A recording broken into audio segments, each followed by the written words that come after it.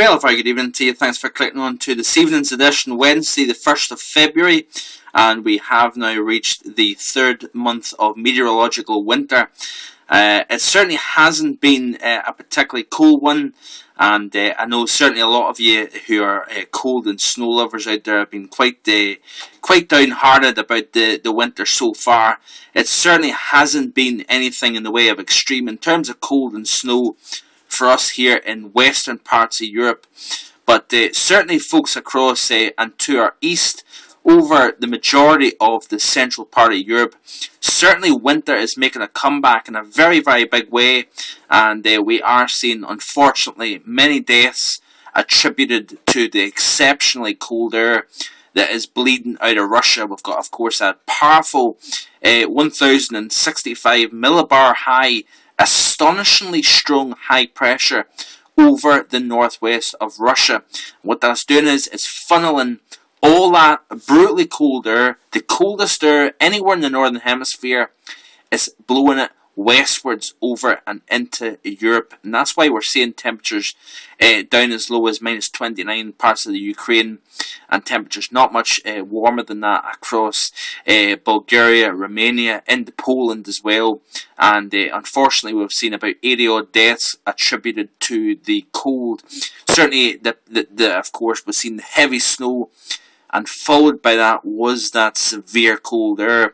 Now, we have seen plenty of reports coming out of Europe. It was forecasted way back early last week, in fact, by myself, as to the concern I had about just how cold the air could potentially be, and that certainly has been the case across a large part of Europe.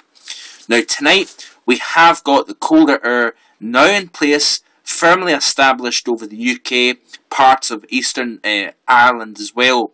But you've got the colder, like I say, in place. Now, clear skies tonight, lighter winds is going to allow a widespread hard frost tonight. It will be the coldest night of the season so far across many parts away from the coast. Light winds, of course, in the clear skies, and that colder daytime temperature, struggling to 2 or 3 degrees at best across many parts, will allow a very early drop in temperature down below freezing. But certainly, over the course of tonight, I wouldn't be surprised if we get those clear skies and light winds for a persistent several hours over the course of tonight. We could quite easily see -5 across many parts away from the towns and cities.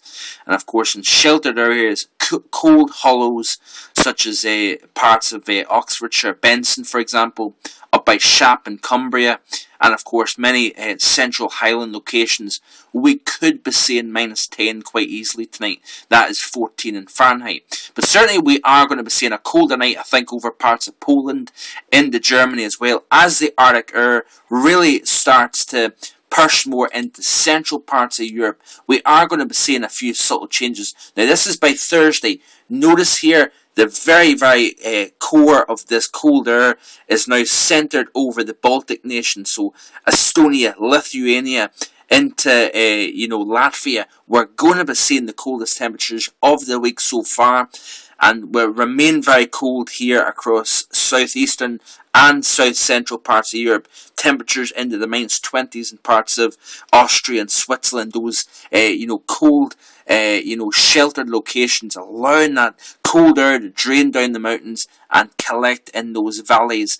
With the snow cover, clear skies, light winds and Arctic air in place, it is going to be bone chilling in parts of those ski resorts over the course of tonight and tomorrow night. Now, certainly we are going to be looking at colder air, like I say, over the UK. That, over the past 48 hours, has been feeding those easterly winds. You'll have seen those snow showers pushing into eastern parts of the UK. Nothing significant. I don't know where some people are coming from when they've been thinking we're going to be seeing, heavy snow or whatever across eastern or parts of the UK. This, folks, is a cold, dry, continental air mass. It is not a snowy one. It is not a moisture-rich one.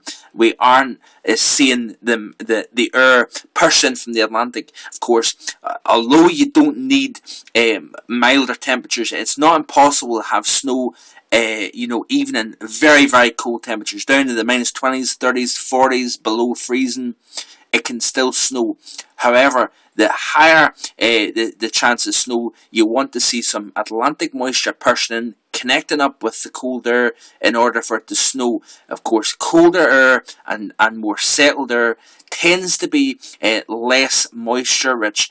You know, Arctic air tends to be one of the driest sourced air in the world, and it certainly is worth pointing that out. Now, we have got a few subtle changes over the course of tonight. I want to quickly show you the GFS interpretation for tonight. We've got the -8 line over the top of Brussels, so temperatures between -8 to -12 Celsius in Brussels tonight.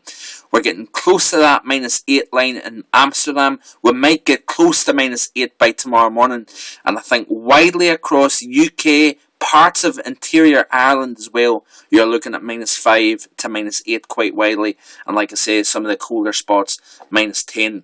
But certainly across parts of Scandinavia, to the north of Oslo and Stockholm, we're looking at -20s, maybe even some -30s showing up, and of course parts of Germany, very, very frigid air indeed. Now, back to the upper level pattern of the ECMWF. I'm going to skip ahead to Friday. You notice here, folks, that the core of the cold remains anchored in place over central parts of Europe.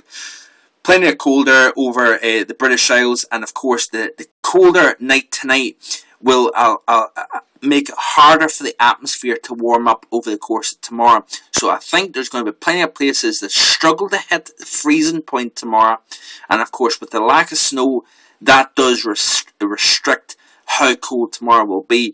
Of course, we had a widespread blanket of snow cover. Temperatures would be having a tough time to hit -1 or -2 tomorrow.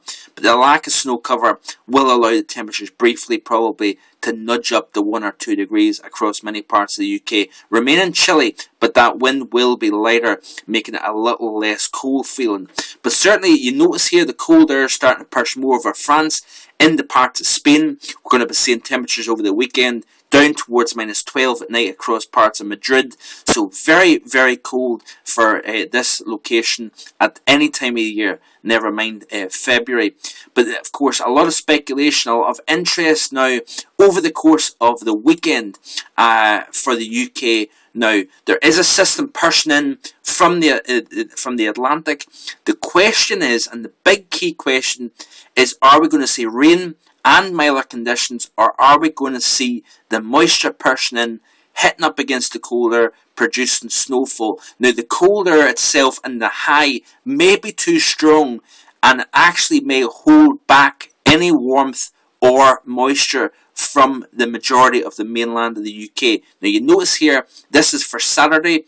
You notice here the cold air covering the majority of England still by Saturday. So therefore, it would tell me that we aren't really going to see much in the way of moisture pushed into the central part of England. The best chance will be over the northwest of England and across, central and particularly western parts of Scotland. My concern is, folks, that we are going to be seeing this cold air established. It sinks as it settles, and therefore it might open the door to some milder air that rides up and over top of the cold air. Now, Arctic air can, as it starts to erode, as the Atlantic air pushes in, it will gradually erode, but that cold air is too firmly established. And that means to say that I really think that Saturday could be a pretty cool day. Temperatures even across Scotland struggling to 2 or 3 at best. And if we get the moisture in, I do believe it will fall as snow. Now, looking ahead into the latter part of the weekend and into next week, it looks as if the southern part of the UK will remain quite cold, and it will start to gradually warm up as the milder Atlantic air starts to erode that cold from top to bottom. And it's going to be a milder week into the course of next week. Looking at the current models, they are quite persistent in this warmth starting to take hold. It will be slow to warm across more southern areas of the British Isles as the cold air hangs on.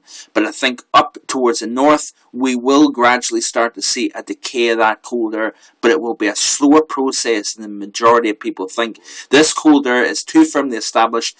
Over the next 48 hours, it will become more established with colder nights, colder days, and I think that any moisture that manages to get into this cold column of air over the British Isles will fall as snow. But certainly I hope you can keep checking back to the weather and my blog and first-hand weather for the very latest updates. Have a good evening, folks. Bye-bye.